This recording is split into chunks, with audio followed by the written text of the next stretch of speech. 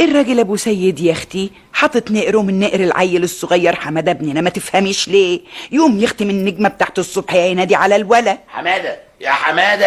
ايوه يا بابا. اصحى يا ولد عشان تروح المدرسه. حاضر يا بابا. يا اختي في ايه يا ابو سيد؟ ايه يا بمبم؟ حرام عليك يا اخويا، خلي الواد نايم شويه. لا يصحى بقى يا دوبك يفطر ويلبس. يعني هو هيفطر ويلبس في قد ايه يا ابو سيد؟ خليك نايم يا ولا.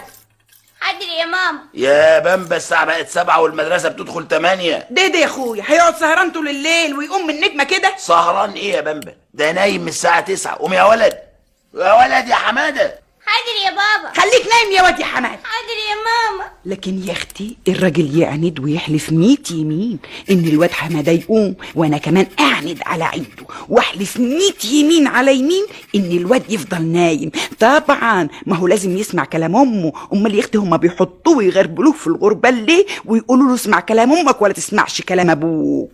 وحياتكم وشويه وشويه وتدب خناقه بينه وبين الراجل ابو سيد، وحماده يقعد يتفرج علينا. والنتيجه يا حبيبتي ان انا قعدت جمعه بحالها وانا زعلانه مع ابو سيد ومخصماه، والواد يوميها طبعا ما راحش المدرسه ولا فاتش يخت شويه ايام، ولقيت لك الراجل اللي حاطط نقره من نقر العيل يقول له حماده. ايوه يا بابا. عملت الواجب يا ولد؟ لسه يا بابا. طب اذا كنت عايز تلعب شويه يبقى اعمل الواجب قبله وبعدين انزل. حاضر يا بابا. طب قولي لي بقى يا حبيبتي، اقعد انا كل يوم والتاني اعمل لي خناقه مع الراجل ابو سيد؟ قلت لا يا بمبه خليكي عاقله، اسكتي لحد ما ينزل. وحياتكم هو نزل من هنا وانا قلت للواد حماده، بقول ايه يا حماده خلصت يا اخويا الواجب؟ لا يا ماما. طب ما تقوم تلعب شويه يا حبيبي تحت وبعدين تعالى اعمل الواجب. بابا بعدين يزعل مني يا ماما. لا يا حبيب ماما لا، انا مش هقول له انك نزلت الا بعد ما خلصت الواجب بتاعك وعملته. طيب بقى يا ماما. ونزل يا حبيبتي الواد لعب، وطبعا رجع تعبان، وطبعا ما قدرش يعمل الواجب، وابوه جه من بره سأله عملت الواجب يا حماده؟ حماده يا ولد. يا بابا. عملت الواجب؟ عمل. شاطر يا حماده شاطر. انا دلوقتي مبسوط منك خالص. وفضلت يا حبيبتي على كده، كل ابوه ما يقول له على حاجه اقول له على عكسها عشان يتعود الواد انه يسمع كلامي انا ولا يسمعش كلام ابوه.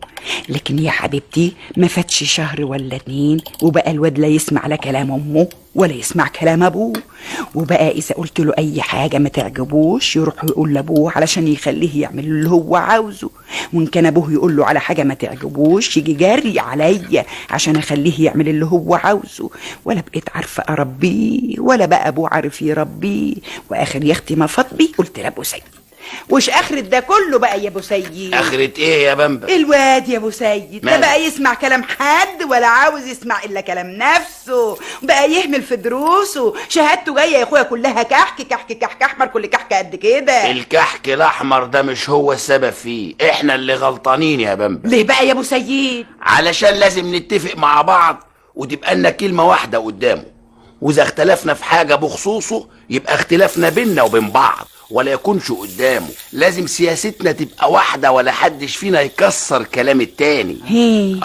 يقوم يتعود يحترم كلامنا ويعمل بيه، وبالشكل ده تتصلح اخلاقه وينتظم في دراسته، والكحك الاحمر يتمنع وينجح ويبقى عال ويطلع راجل ينفع نفسه وينفع بلده يا بمبة. وحياتكم وسمعت شرطه وسمعت كلامه وعملت بيه، والواد حاله اتصلح خالص وتقدم في مدرسته، وبقت شهادته تيجي من المدرسة تشرح القلب العليه. وأتابي يا اختي هو ده اللي فيه صالح العيل. امال يا حبيبتي انا كنت غاوية انه يسمع كلام امه ليه ولا يسمعش كلام ابوه ليه بس يا اخواتي؟ يا عيني عليا.